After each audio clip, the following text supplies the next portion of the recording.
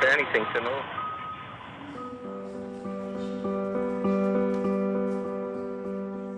My name is Jacques Peretti. I've been a lifelong Jackson fan. I've written about him and made documentaries about him. I follow the tribulations and the trials. As soon as I heard about Michael Jackson's death, I packed my bags to go to LA. I wanted to try to understand what happened and why we got a memorial service and not a concert. When I got there, I set out to meet people close to Jackson, those who worked with him, defended him, and even tried to save him. For years, Jackson had been strange, reclusive, and aloof. I hope that somewhere in the tragedy of the last days, I discover who he really was. I arranged to meet one of Jackson's few true insiders, a friend of his for 20 years, who'd been trying to get him in shape for the O2 concert since March, 3 months before his death. A legend from my own childhood, every bit as huge as Michael Jackson.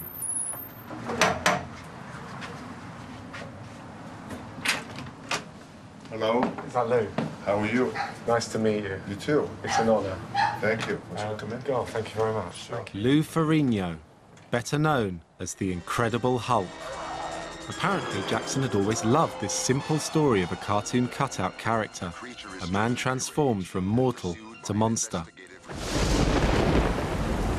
Tell me how you first got to become Michael's fitness instructor. Well, about 20 years ago, I met Michael through a doctor friend of mine. And he had a big house, he had a beautiful gym, so Michael was there. I met him. So I was like, a friend of mine showed me the gym. So Michael kept staring at me, like smiling like a kid, like a cat. Like, for the first time, he was all excited, like the way you were excited. Right. Just like you, same thing. And then he recommended Michael wanted to get ready for the World History Tour.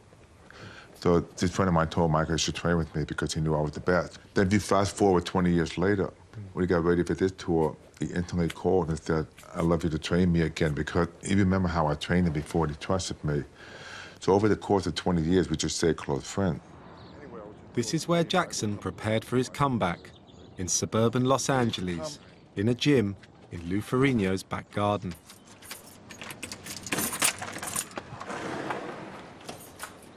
And this is a valuable tool for a lot of people. Okay. So it's very simple because basically... So what would you do with that then, Lou?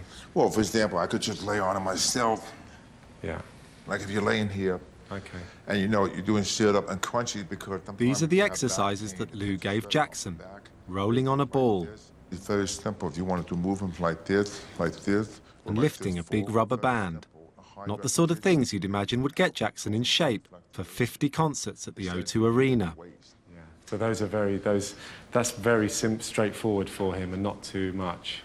Because one of these, which was the one that was he didn't want to do these. This was too heavy for him. Yes. Wow. Well, I must say that even I could manage that. No, but 20 years ago he used it, but it's light, but he just loved being here. And well, that's the impression I get, Lou. To be honest, to me, it seems as though he really liked your company and that he really liked being here. And that somehow the workout, he could have done the workout, that kind of workout himself, couldn't he? But maybe he just wanted to be, maybe he just wanted to hang out with you. It's like that too, it's the motivation, and because in here it's very safe. Yeah. There's no cameras, there's no people taking pictures, just him and I felt safe. Meeting Lou, it seemed to me that Jackson was there to confide in him, not really to train at all. Was it because he was anxious about the upcoming shows and had no one else to talk to? He was a huge fan of the Hulk because it's about power. He had that power through music. I had that power through the Hulk because every one of us is a little Hulk inside of us. Michael felt like the little Hulk. He told me because of all the pain and anger. You were like the mirror of him. You were like in the mirror. Mm-hmm. Yep. That's really profound. It's really, I'd never thought about that, but that's really true. Similar to father. The same thing, you can't change your father. My father's a police lieutenant, but he really abused me. Yeah. So Michael was abused, so we shared that. But it was interesting that he became a kid all over again because he didn't have the childhood. The Hulk and Jackson shared a common bond. When he was organising for this tour, how did he talk about the tour at all and what he felt about how it was going to be? And Oh, he was excited because I asked him about the tour. He said he was not nervous. I said, "You're nervous," and I could see that he was like anxious to train, but he has so much pressure, and the stress was humongous on him. With the concerts just 3 months away, Jackson was sitting in Lou's bungalow, wondering whether he'd be able to cope.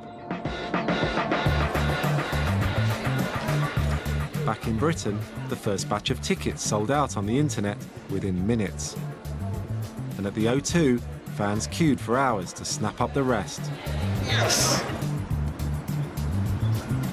I wanted to meet another of Jackson's small group of trusted friends, Tom Mesereau, lawyer to the stars. The charges he faces are false and will be battled in a court of law within our justice system. 4 years ago, he successfully defended Jackson against child abuse allegations. He got acquitted, but he kind of was a broken man. I think he was broken in many ways, because I think to come through 5 months, 5 days a week of those horrific attacks probably scarred his soul, probably shocked him in ways we'll never know. Certainly he physically deteriorated. He looked like skin and bones at the end. His cheeks were sunken in, his eyes were heavy. The poor fellow could hardly smile even after he was acquitted. He wasn't just a broken man, he was seriously in debt. The former king of pop now without a kingdom. Michael was somewhat like a rolling stone. He moved to Bahrain, he was there for a year in the Middle East. He then moved to Ireland, he lived in a castle. He moved to England, I believe, for a while, or off and on. Then he moved to Las Vegas. Then he moved to Los Angeles. And I think, you know, the trauma of that trial and the reality that he had to leave his beloved Neverland probably caused a lot of confusion in Michael. And I think he had trouble figuring out, you know, where he wanted to land. Some people must have guessed that all was not well with Michael Jackson. Even as the concerts were announced, bookmakers were taking bets that he wouldn't actually make it to the first gig. This is it.